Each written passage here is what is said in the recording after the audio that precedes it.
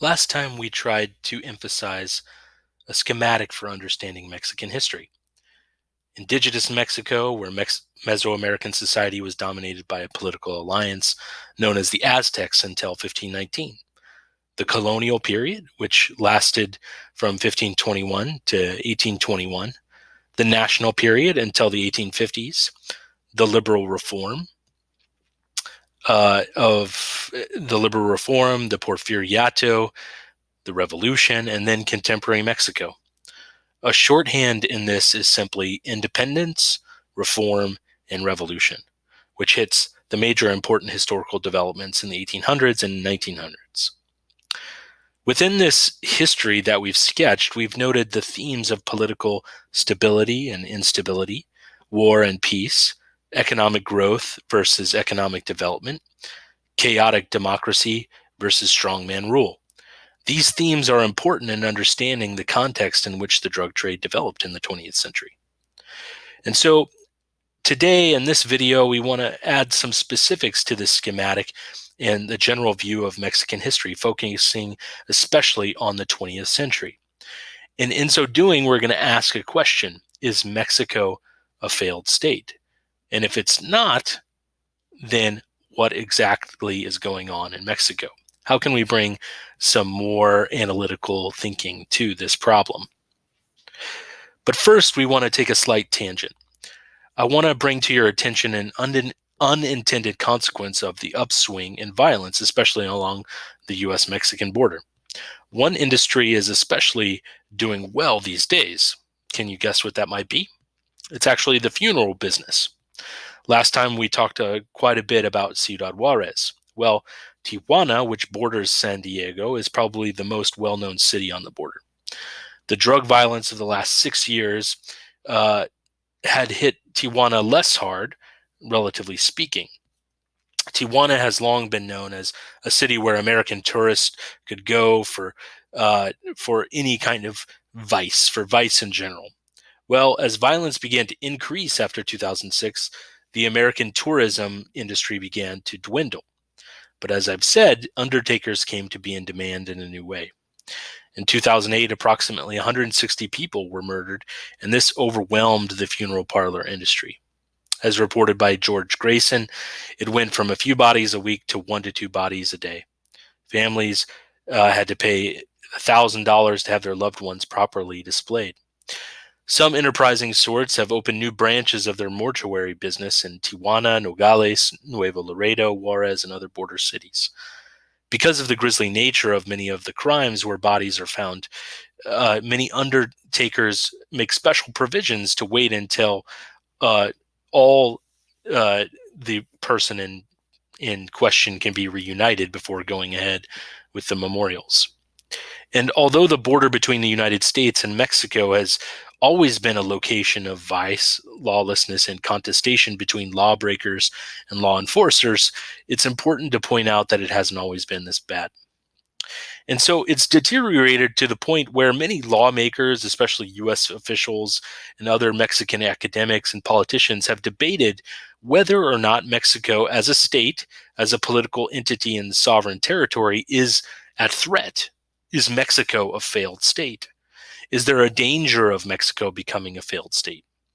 And so let's look a little bit more at what we mean by this and why it's important. First, it's important to define what a state is. Often, students in the U.S. get confused when historians and political scientists use the word state. In common usage, states are used in a couple of ways, both of which share similarities with how I'll be using the term state, but also should be seen as a bit different. One way we often think of the states like the states in the United States, right? The state of Louisiana or the state of Oregon.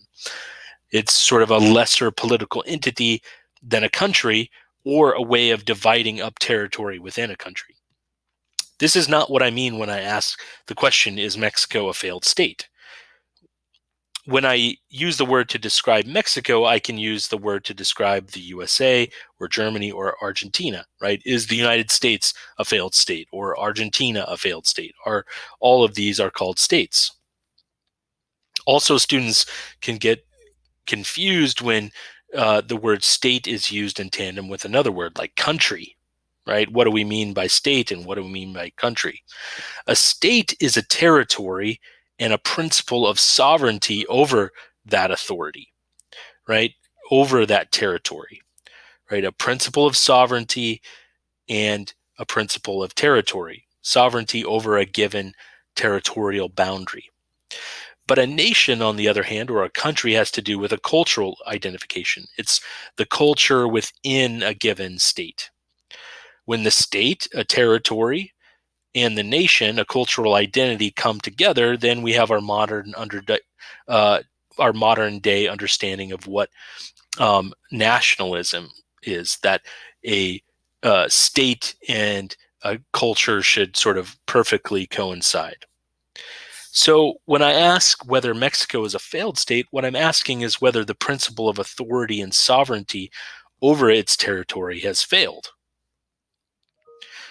And so, what do strong states do? Well, what defines a strong state? They guarantee security, they give law enforcement, they give access to high quality schools, healthcare, they have sound fiscal and monetary policies, they're responsive political systems, right, to the needs of their people, they have employment opportunities, they provide social mobility, retirement benefits, transparent government agencies and institutions, you know what they're up to. And so, although Mexico doesn't have all of these or isn't strong in all of these, we could say that most states around the world don't perfectly align with this, right? Whether the United States or another country, right? But it's true that many of these factors are noticeably weakened. For instance, we'll talk about problems with law enforcement. We'll talk about issues of responsive or transparent political systems. But does that mean that Mexico is a failed state? Well, I argue no. In 2009, an author and political commentator named Enrique Krause expressed several important reasons why Mexico is not a failed state, and I think they're worth repeating here. First, Mexico has institutional and political continuity unique in Latin America. Power has been transferred peacefully in Mexico since the 1920s. Mexico surely was an authoritarian one-party state led by the PRI for 70 years. But even at its strongest, it was never akin to Mugabe's Zimbabwe or even the Venezuela of Hugo Chavez. Number two, Mexico is a functioning democracy, tolerant, a secular state, no current religious tensions like Pakistan or Afghanistan.